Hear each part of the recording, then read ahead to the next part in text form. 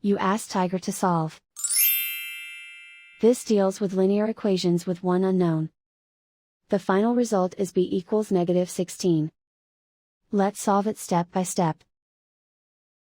Group all constants on the right side of the equation.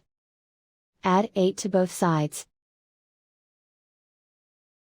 Simplify the arithmetic.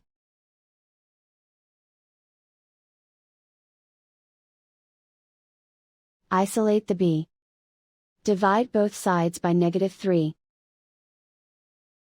Cancel out the negatives.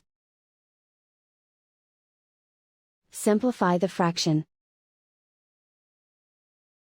Move the negative sign from the denominator to the numerator. Find the greatest common factor of the numerator and denominator. Factor out and cancel the greatest common factor.